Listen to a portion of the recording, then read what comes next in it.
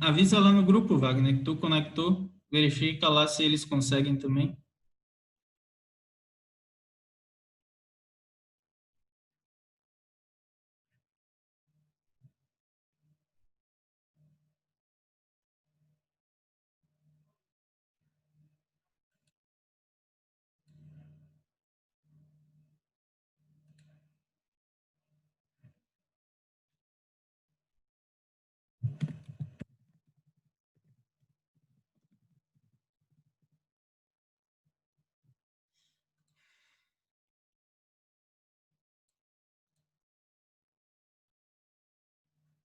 Pronto, agora eu acho que tá o.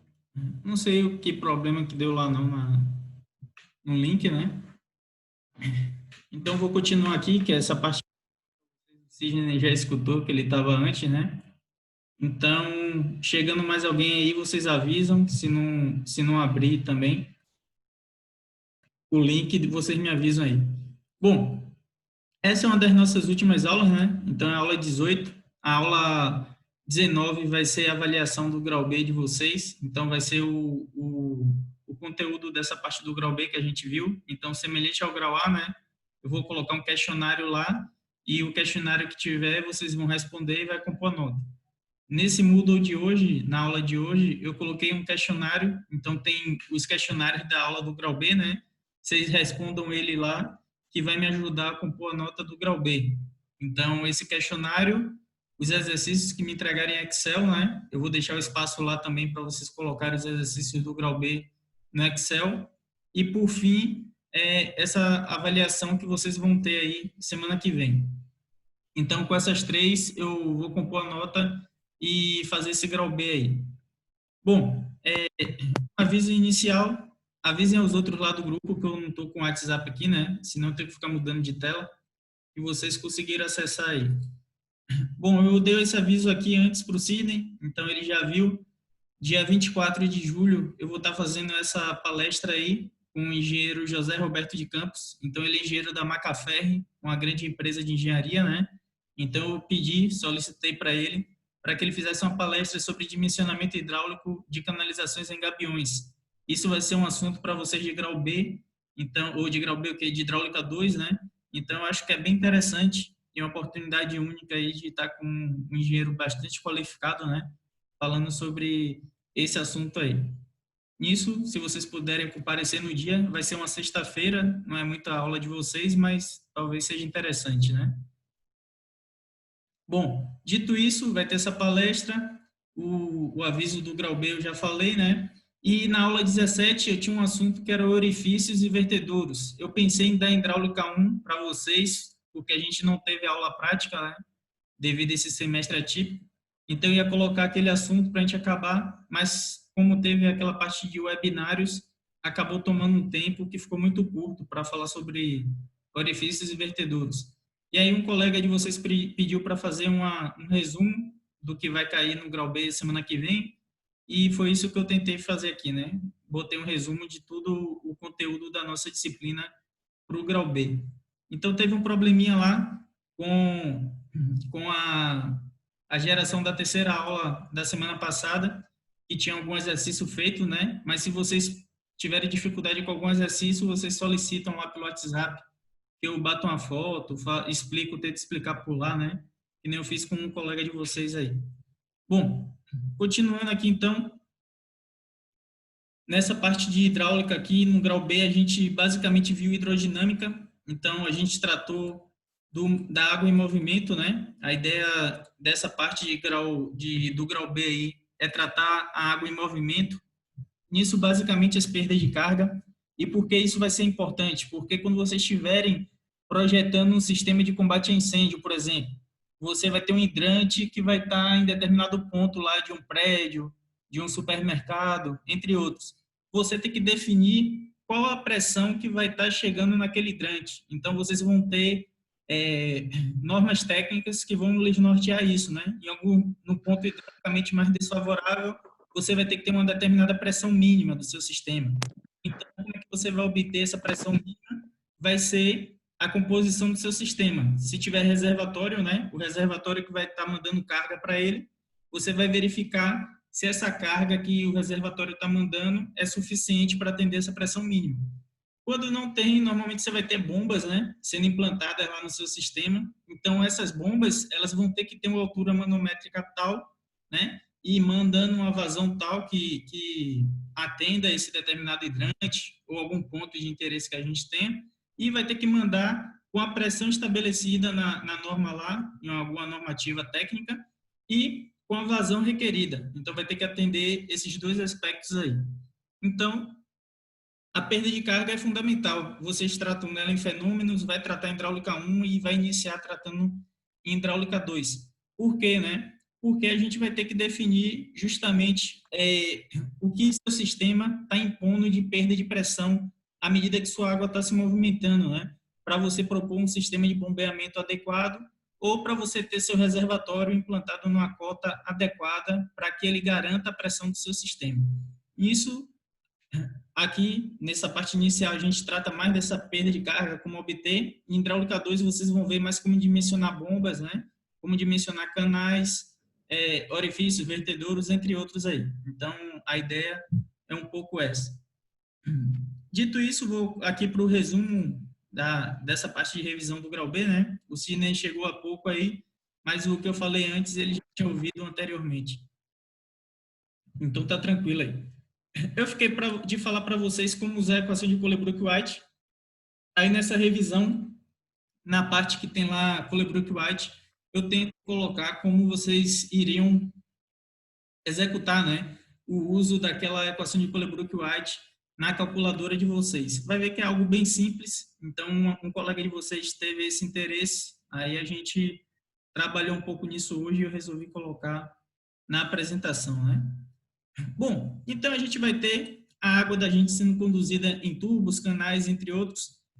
Isso é o que eu já falei com vocês. A gente vai ter que definir basicamente os parâmetros, né? Então, quando você está dimensionando, seja ele qual for, um parâmetro principal vai ser vazão. Então, a vazão vai ser algo que normalmente a gente vai ter, é uma variável que normalmente a gente já tem, né? Devido a algum critério que foi estabelecido em norma ou a gente tem alguma demanda. Por exemplo, se você tem um prédio, então, você sabe quantos apartamentos tem por andar, né? Suponha que um andar tem 4 apartamentos. Você sabe o número de moradores que, em média, vai ter por andar. Então, você vai multiplicar lá o número de moradores que vai ter no andar, vezes o número de apartamentos, vezes o número de andares. Então, com isso, você vai ter o número de habitantes. E aí, a gente vai ter, quando vocês pegarem mais à frente, aquela vazão per capita, né? Então, a vazão é que um habitante consome por dia, vamos dizer. E assim a gente consegue mais ou menos ter a base da demanda daquela população que está naquela residência. Quando a gente pegar sistema de abastecimento, vai ver que engloba alguns parâmetros, né?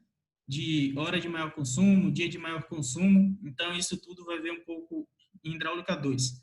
Mas é mais para dizer que a vazão é uma variável que normalmente a gente vai ter como calcular ela, né? É claro que às vezes você pode dimensionar por outras formas, que nem que eu apresentei para vocês lá, quando vocês calculavam perda de carga, né? Era perda de carga e outras variáveis. Então, eles te davam 6 tipos de casos e vocês poderiam cair em cada um deles, assim.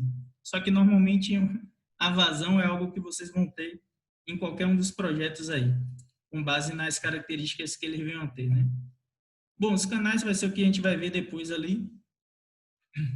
Bom, quando a gente tem 2 reservatórios, o reservatório de cima aqui, né, ele vai ser o reservatório abastecedor. Vocês nunca viram aí a água subir ladeira, né? Ela vai estar normalmente descendo aqui. Então, aqui se aplica um pouco a lei da gravidade no seu sistema. Ali você vai ter a linha piezométrica do seu sistema. Quando tem aquele tracinho ali com a pressão, né? Então, eu falei para vocês, quando a gente viu hidráulica 1 lá, na parte de grau A, que quando você instala um piezômetro aí na sua rede, ele vai atingir aquele ponto. Nisso, o que está te informando ali nada mais é que o P dividido por gama, né? E, claro, a cota do terreno aqui. Quando vocês estiverem pegando um sistema de abastecimento de água, vocês vão ver que a gente vai ter que considerar essas variáveis, né? Cota do terreno e a pressão do seu sistema. No caso, quando tem reservatório, esse reservatório que está pressurizando aquele ponto. Foi exemplo, que a gente viu lá na parte do grau A, né? A coluna líquida que está sobre aquele ponto é o que está pressurizando ele. Então, a gente vê que é aquele peso específico vezes altura, né? Só que quando a gente quer converter para MCA, então, que é uma unidade de pressão, a gente divide pelo peso específico, né? Então, por isso que a gente chama de metro, né? Quando a gente, às vezes, chama de a unidade de pressão, quando bota o M, mas, na real, é metro de coluna d'água, né? Quando a gente está tratando de pressão, porque a unidade de pressão a gente chama de metro de coluna d'água. Mas é correspondente ao metro, bem porque disso, porque a gente está dividindo pelo peso específico da nossa água aí, do sistema. Bom, então esses condutos livres, que vai ser o tema da palestra que eu falei para vocês no início, né, do engenheiro lá, vai ser dia 24 de julho, para quem chegou depois, ele vai tratar bem desses canais livres aqui. Então, os canais livres, os condutos livres, eu já mencionei, está sujeito ali à pressão atmosférica, à superfície dele. Então, eles funcionam sempre por gravidade, esses condutos livres, né? A perda de carga que vocês têm, a gente não tem a perda de carga distribuída, né? Então, vamos supor para a equação universal, perda de carga distribuída é igual a F vezes L sobre D vezes V ao quadrado sobre 2G. Um tema que a gente vai ter, que a gente viu em algum momento aí, é a perda de carga unitária, né? É a perda de carga por metro de tubulação. Então, o que é isso, né? É basicamente você pegar a sua perda de carga distribuída e dividir pelo comprimento. Então, o L que estava do outro lado da equação, ele vem dividindo, né? Para o outro lado onde tem um HF. Quando a gente tem isso, HF dividido por L, a gente tem a perda de carga unitária. E em canais, a perda de carga unitária de vocês é a declividade ali do terreno, aproximadamente aquela declividade que você vai ter. Aqui, ó, em metro por metro, né? Então, é o quanto sua tubulação anda na vertical, né? E o quanto ela vai aprofundar aqui. Então, vamos supor uma declividade de 1 metro por 1 metro, né? Quer dizer que a cada metro que você andou aqui na horizontal, você desceu 1 metro na vertical. Então, sua conformação vai estar mais ou menos assim. Então, aqui, com essas características, você vai conseguir definir o quanto sua tubulação ela vai aprofundar, né, em determinado local. É bem interessante aí. Quando vocês tratarem de condutos livres, vocês vão ver que vão ter declividades mínimas e declividades máximas.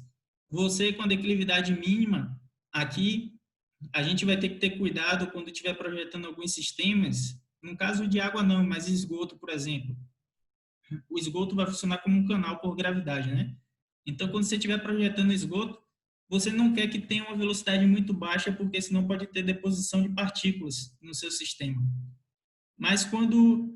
E também, esse esgoto aqui, você também não pode ter uma declividade tão grande, porque uma declividade muito grande, ele pode estar implicando em você aprofundar muito sua tubulação, além de fazer a velocidade ficar muito alta, né? Nisso a gente vai verificar isso em algumas disciplinas, essas características aí de declividade do sistema e a importância dela, né? Mas mais para frente a gente dá uma olhada. Bom, então, como eu já tinha dito, todo o sistema da gente aqui, quando for tratar de água, ele vai ser projetado aí para funcionar como um conduto livre ou como um conduto forçado. Nessa parte hidráulica 1, a gente tipicamente vai tratar de conduto forçado, né? Nessa parte do grau B. Mas o conduto livre vai ser um tema mais aprofundado aí em hidráulica 2, no fim da hidráulica 2. Boa parte dessa parte aqui de condutos forçados você já deve ter visto em fenômenos, né? Essa parte de perda de carga, mas acaba sendo necessário rever, né? Tá na ementa, então eu acabo seguindo o que a ementa preconiza lá. Bom, o rio e canal são exemplos de condutos livres, então o rio é um exemplo de canal natural. Outros exemplos que você tem é a sarjeta da rua de vocês, né? Não sei se vocês já perceberam, quando está alagado, sua rua, quando vocês pegarem a matéria de estradas, vocês vão ver que ela tem uma determinada declividade, assim, transversal, né? Ela não é uma rua reta. Normalmente sua rua tem uma declividade assim. E aqui vai parar na sarjeta, aqui no canto, né? Aquela sarjeta, quando tem um escoamento, quando tem chuva, ela vai estar operando como um canal. Então, vai estar, o que é a definição desse conduto livre, né? Está escoando sujeito à pressão atmosférica. Então, a sarjeta, no caso, quando estiver operando, ela vai estar funcionando lá como um conduto livre. Então, um exemplo claro é calha da casa de vocês. Então, quem tem casa, olha a calha que tem, né? Recolhendo a água para mandar em algum ponto. A calha também funciona como um conduto livre, entre outros. Coletor de esgoto, drenagem urbana, tudo aí normalmente a gente projeta para funcionar como conduto livre. Só que, né, porque eu coloco aqui também esgoto e drenagem às vezes funcionam como conduto forçado em alguns pontos. Não é a situação ideal, não é o que a gente deseja, mas pode ocorrer. E esgoto, a gente tem um caso típico, né? Então, hoje mesmo teve um colega que veio me consultar por que disso. Ele tinha que transpor um rio, né? Então, imagine que você vem com a tubulação de esgoto, ela está vindo desse ponto e tem que chegar no ponto de cá. Só que entre os dois, aqui tem um rio. Então, para transpor esse rio, uma técnica que a gente tem é o conduto forçado. Então, você faz com que sua água aqui entre numa determinada câmara, então ela fica tipo um reservatóriozinho, e esse reservatório aqui, ó, você vai ser uma tubulação dele, e ele passa por debaixo do leito do rio, entende? Por debaixo do leito do rio e liga em outra câmara do outro lado. Então, entre esses dois pontos aqui, ó, funciona como um reservatório, né? Um e outro, você vai ter perdas de carga nesse sistema. Você vai ter que dimensionar ele para quê, né?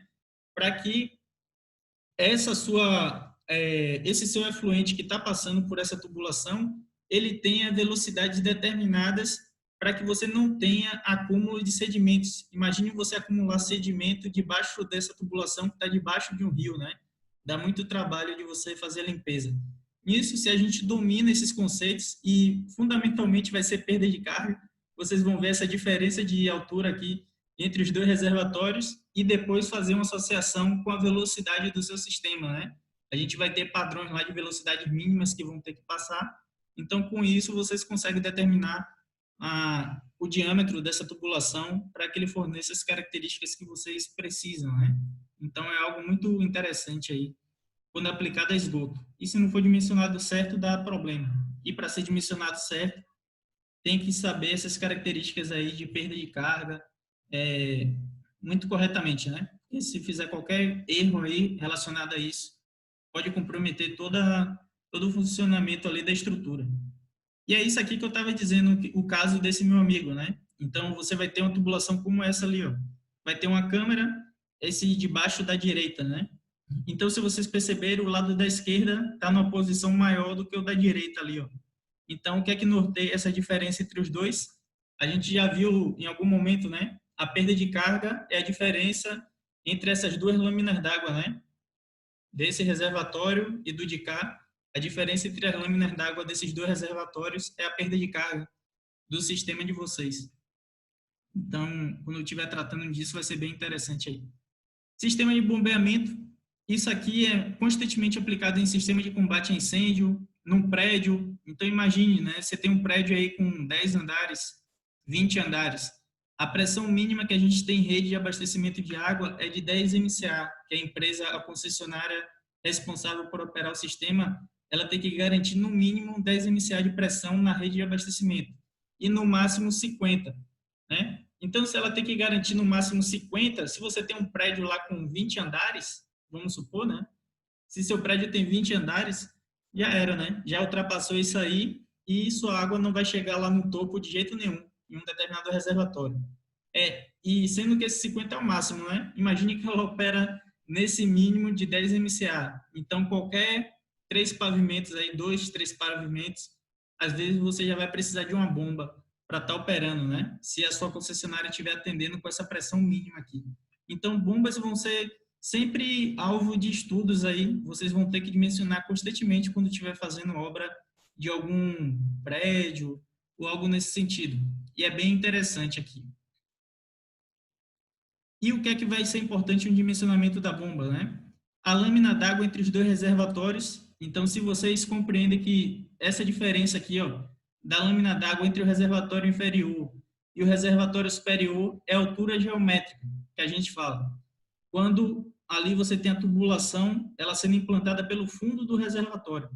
Quando a tubulação chega no topo do reservatório, esse H aqui geométrico, vocês coloquem ele da lâmina d'água até o ponto onde vai estar caindo água no reservatório, né? Então, vamos dizer, é o desnível que você vai ter que vencer de elevação da sua água.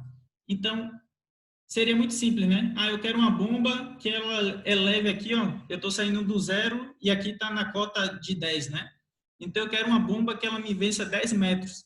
Então, que é a minha diferença entre esse ponto e esse ponto aqui. Só que se você projetar sua bomba para vencer só esses 10 metros, ela não vai atender da forma devida à vazão que você projetou nesse ponto. Por quê, né? Porque à medida que sua água se desloca desse ponto a esse, você vai ter essas perdas de carga no sistema também. E essas perdas de carga, entre sua água se deslocando desse ponto para esse, elas têm que ser consideradas no ponto ali da sua bomba, para determinar o desnível que ela vai ter que vencer. E isso a gente vai ter, quando tratar de bomba, como altura manométrica, né? Então, a altura manométrica vai ser esse desnível que eu tenho. Então, vamos dizer, da base do reservatório aqui, da superfície desse reservatório, até onde a canalização chega lá em cima, né? Se ela estiver por cima do reservatório. Então, isso aqui é uma cota pré-determinada. E as perdas de carga que vocês calculam por essas equações de Hasse-Williams, de Universal, de Fowey-Porrizal, entre outras. Então, se a gente aprende corretamente como obter essa perda de carga, vocês vão facilmente projetar um sistema de bombeamento bem tranquilamente, né? E, claro, as redes ali de abastecimento de água. Então, a rede de abastecimento de água é fundamental você calcular as perdas de carga, determinando aquela pressão mínima que eu falei que a empresa tem que garantir no sistema e a pressão máxima, né? Então, se tiver uma pressão mínima, ou você vai ter que ampliar a cota do reservatório, se for em projeto ainda, né, para que ele garanta o atendimento dessa pressão mínima. E se tiver ultrapassando a pressão máxima, aquele 50 MCA que eu falei, você vai ter que propor uma válvula redutora de pressão na sua rede. Então, o entendimento de pressão do sistema, de perda de carga no sistema, é fundamental para vocês conseguirem projetar, né? Então, às vezes a gente fica mais falando do que calculando, mas vocês têm que entender os conceitos associados ao dimensionamento aí dos sistemas. Bom, esse daí foi um conceito básico que eu já falei para vocês, equação da continuidade. Então, a mesma quantidade de água que chega, como é que eu vou dizer? Equação da conservação da massa, né? Então, se eu estou passando o mesmo volume de água no tempo entre uma tubulação com diâmetro grande e uma tubulação com diâmetro pequeno, para que isso ocorra, para que a mesma quantidade de água esteja passando pelas duas, o que tem que acontecer é que a velocidade vai variar, né? Porque a vazão é a área vezes velocidade. Se eu tenho uma área grande aqui e outro de área pequena e os dois estão com a mesma vazão, consequentemente, o tubo com área maior, ele vai ter uma menor velocidade. O tubo com área menor, então ele vai ter uma maior velocidade. Esse tubo de área menor, então, por estar passando a mesma vazão que esse, ele também implica em uma maior perda de carga nesse trecho aqui de diâmetro menor, né? Porque a gente está impondo lá uma velocidade bastante alta e a gente viu que pelo número de Reynolds, né? Número de Reynolds V vezes D dividido por viscosidade cinemática. Então, é capaz que a gente altere bastante aí essas características. E a nossa equação lá da perda de carga, ela também em função da velocidade, né? Então, F vezes L sobre D vezes V ao quadrado sobre 2G. Se você aumenta muito a velocidade num determinado trecho, você tende também a elevar essa perda de carga. E como a velocidade está ao quadrado, né, e o diâmetro embaixo não está, você vai estar implicando em maiores perdas de carga lá no sistema.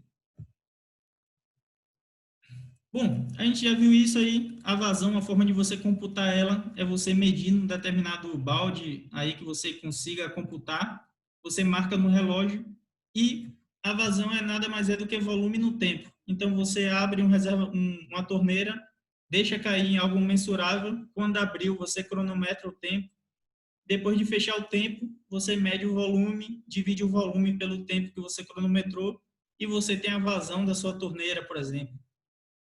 Dá para obter facilmente, né? Aí tem as unidades de vazão. Então, sempre esses equacionamentos que a gente for utilizar, raso ínimes, universal, vocês tipicamente vão adotar metro cúbico por segundo. Então, lembre-se sempre de converter.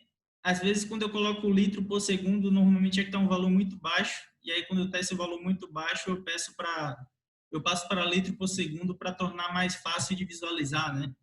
Então, para mim fica mais fácil de ver 20 litros por segundo. Aí você pensa logo naquele galão de água, né? Então tá passando um galão de água daquele ali a cada segundo, né? Em uma determinada rede que tem aquela vazão de 20 litros por segundo, né? Então é mais para ficar mais fácil de visualizar mesmo, com números um pouco menores. Mas nos equacionamentos, tipicamente vocês vão adotar ali 1 metro cúbico por segundo. Bom, a equação da continuidade, então, área vezes velocidade, A1 vezes V1 é igual a 2 vezes V2. Quando passa nesse tubo aqui de menor diâmetro, você vai ter maior perda de carga. Consequentemente, se você tem mais perda de carga, a pressão nesse ponto diminui. Então, esse é outro aspecto bem interessante também, que se vocês entenderem o conceito, ele ajuda em algumas coisas. Quando vocês pegarem bombas, vocês vão ver um termo lá chamado cavitação, né? Então, quando vocês verificarem esse termo cavitação em bombas, a gente não deseja que ele ocorra lá. Então, a gente vai ter esse efeito quando sua pressão ela fica abaixo da pressão de vapor do sistema, né? E aí, quando fica, sua água passa lá do seu estado líquido para o estado gasoso. Isso aqui, em bombas, é bastante prejudicial, porque quando vai para a parte alta, esse sistema que baixou a pressão se eleva, a bolha implode e pode danificar as pás. Mas tem gente que já está calculando essa, fazendo, né, essa cavitação ocorrer propositalmente como uma forma de tratamento de esgoto. É bem interessante o trabalho do cara que eu estava lendo nesses dias. Então, ele pega basicamente em determinado ponto da rede de esgoto, ele diminui bastante o diâmetro, de modo que ele cause muita perda de carga no sistema, e à medida que ele causa muita perda de carga com essa velocidade bastante grande, essa sua pressão do sistema cai bastante. E quando cai em esgoto, ele consegue propor lá um tratamento químico, né? Acaba gerando ali algumas substâncias que fazem o tratamento e acaba tratando a água por esse processo. Aí bem interessante o que o cara fez.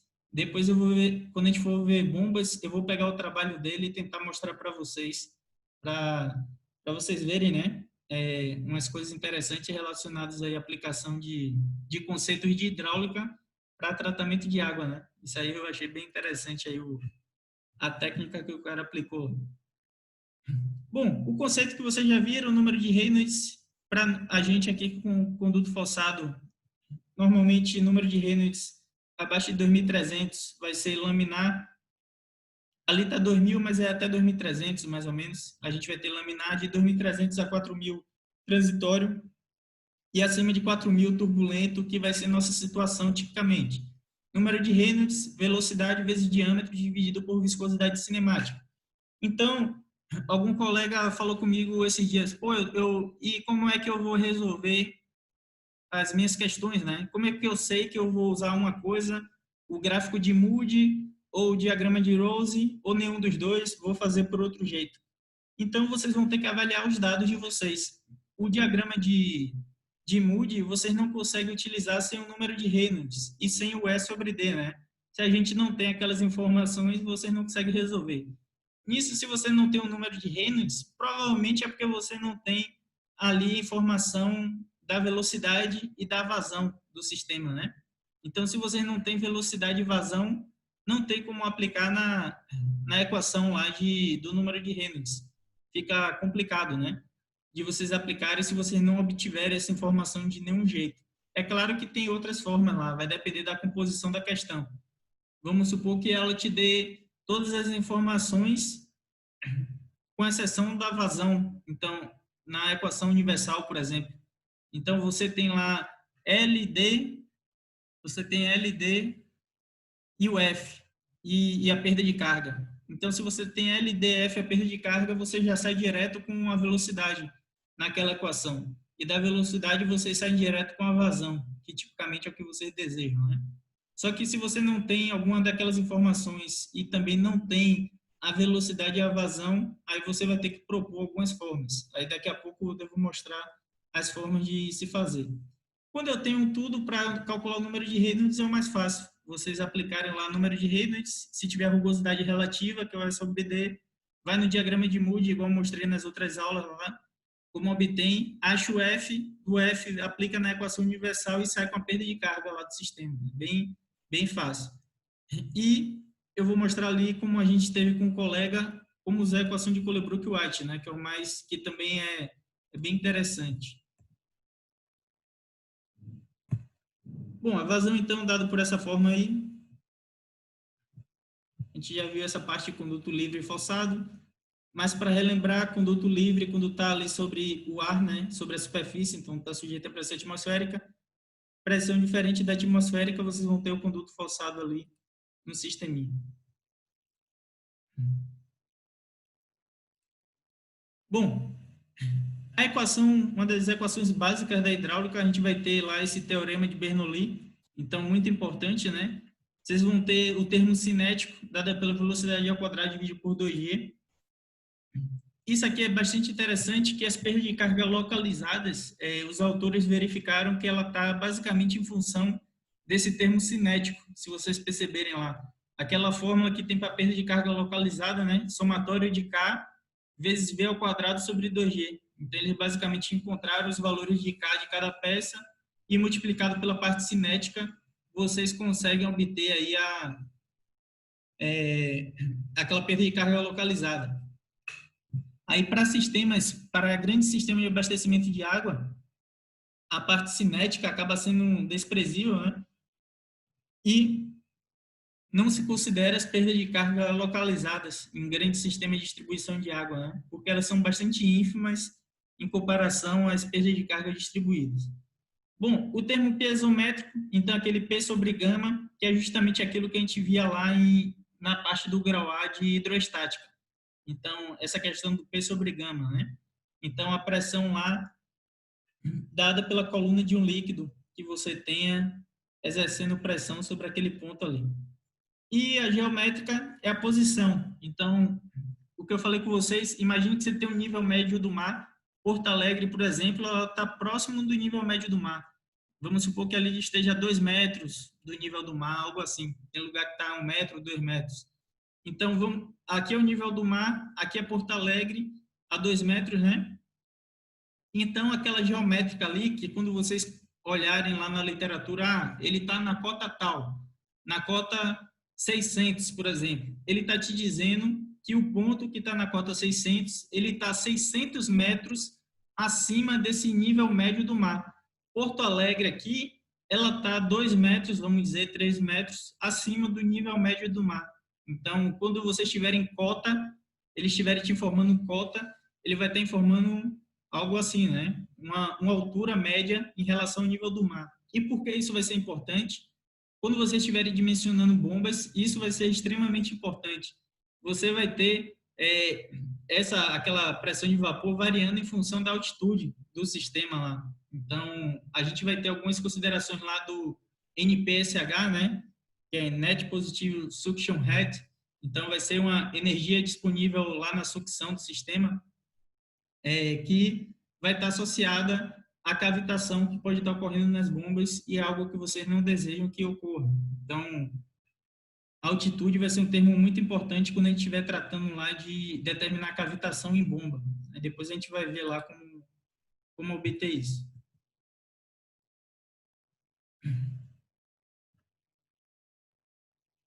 Bom, o escoamento, então, ele só vai ocorrer com essa perda de energia. Então, a gente já vê que é essa perda de carga que vocês dimensionam lá através daquelas fórmulas que a gente já viu em algum momento, né? Essa energia, eu já falei, é convertida em forma de calor. À medida que sua água está se deslocando, acaba se chocando entre as próprias partículas e entre a tubulação.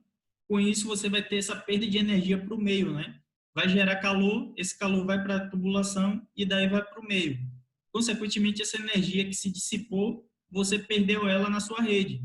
Então, se você implicar muita perda de carga no sistema, talvez o ponto que você precise que essa água chegue não tenha pressão suficiente para fazer sua água subir, né? ou que ele chegue até o ponto que você deseja, porque ela já perdeu toda a energia que ela tinha para se deslocar ali naquele sistema. Então, aí, quando isso ocorre, quando ela não tem pressão suficiente para atender o ponto que você deseja, você vai ter que propor alguma alternativa. E isso é o quê? Um sistema de bombeamento, por exemplo. Então, você começa a bombear a água pressurizando o sistema, né? Ou alterando algumas considerações da sua tubulação. Daqui a pouco, aumenta o diâmetro, faz alguma modificação de modo que diminua a perda de carga, né? E atenda o ponto que você precisa com a pressão necessária. Bom, ali está a equação de Bernoulli, né? Do sisteminha, primeiro termo lá, altura manométrica, o segundo lá era a perda de carga, os ΔH ali e ΔM, né? Bom, essa energia piezométrica, isso aqui vai ser muito importante quando vocês estiverem tratando lá de rede de abastecimento de água. Então, uma posição de cota mais o P sobre gama ali, a gente vai, quando estiver tratando disso, né, obter as perdas de carga dos sistemas e esses termos aí vão ser muito importantes. É basicamente a aplicação dessa equação de Bernoulli no nosso sistema de abastecimento de água, né? Depois eu vou mostrar também como fazer no EPANET, todas essas redes aí quando a gente estiver tratando delas. Aí é uma representação de Bernoulli no sisteminha de vocês. Então, quando você está lá naquele ponto com a energia máxima ali do sistema, né? Aquele plano de carga efetivo, você tem uma posição, tem uma pressão sobre gama, sobre aquele sistema, uma determinada energia cinética ali. À medida que você se desloca, você vai para um ponto 2 qualquer. À medida que se deslocou desse ponto 1 para o ponto 2, a gente teve aquela perda de carga. E a perda de carga é representada pelo ΔH. Basicamente, o que se tem nessa equação da energia, né, é essa representação de maneira que a energia se conserve. E a forma dela se conservar é a gente acrescentar esse ΔH aí, ó, no sistema. E esse ΔH é o que vocês calculam como perda de carga. Então, a gente vai ter que dimensionar seu sistema para que esse P sobre gama aí, essa sua pressão do sistema, o ponto que você deseje, esse P sobre gama, ele tenha uma pressão mínima lá. E que ele também não tenha uma pressão máxima que provoque danos à sua tubulação, né? Que a tubulação de casa de vocês viram lá com o Leone, cada tipo de tubulação tem uma determinada resistência. Então, tem um tubo marrom que até 60 metro de coluna d'água, se não me engano, que ele falou. Então, imagine que superou aí a pressão que esse material resiste. Quando supera a pressão que ele resiste, né? Então, se ele romper, ele vai causar danos e a concessionária vai ter que pagar por isso, né? Porque a norma preconiza lá a pressão que ela pode estar imprimindo na rede. Então, para aí não causar nenhum problema lá para a população. Bom, aqui outro aspecto, quanto maior o comprimento que a gente vai ter de tubos, a gente, consequentemente, vai imprimir maiores perdas de carga no sistema e diminuir a pressão. Maior número de conexões, vocês vão ter maior perda de carga e diminuir a pressão também. Tubos mais rugosos, maior perda de carga e vai diminuir a pressão. E quando vocês têm menores diâmetros, também para uma mesma vazão, né, vocês vão imprimir maior perda de carga e consequentemente reduzir a pressão. Foi o que eu falei anteriormente que o cara fez, né? Tá vindo uma tubulação com determinado diâmetro grande aqui e ele queria causar cavitação proposital. Ele está passando uma quantidade de água aqui por esse diâmetro. Logo após esse ponto aqui que eu estou analisando, ele diminui, vamos dizer, para isso aqui o diâmetro. Então, se ele quiser que passe a mesma vazão por esse grande e por esse pequeno, para isso ocorrer, a velocidade aqui aumentou muito. E à medida que a velocidade no pequeno aumentou muito, a pressão reduziu naquele ponto. Porque você aumentou a perda de carga, reduziu a pressão. Então, é algo fácil de ver, né? Se refletir um pouquinho. O professor, vai cair agora a aula aí. Qual é o próximo link que a gente vai? O próximo ali? O da 8h30. Tá, beleza. Bom, então o que vocês têm que saber mais é essa questão, né? O que acontece com o líquido quando ele passa por esse cano, quando você aumenta, quando diminui o diâmetro, o que é que vai estar acontecendo? Por que isso? Porque quando vocês estiverem vendo um sistema lá e ele está tendo uma pressão muito baixa, aí você pode dizer, pô, eu posso resolver assim, né? Se eu modificar esse tubo, se eu elevar o diâmetro dele, talvez eu consiga elevar a pressão. Então, vocês podem representar isso em algum software ou computar, né? Fazer os cálculos e propor uma solução caso em algum lugar que vocês estejam identifiquem esses problemas aí com a pressão, né, na rede que vocês têm.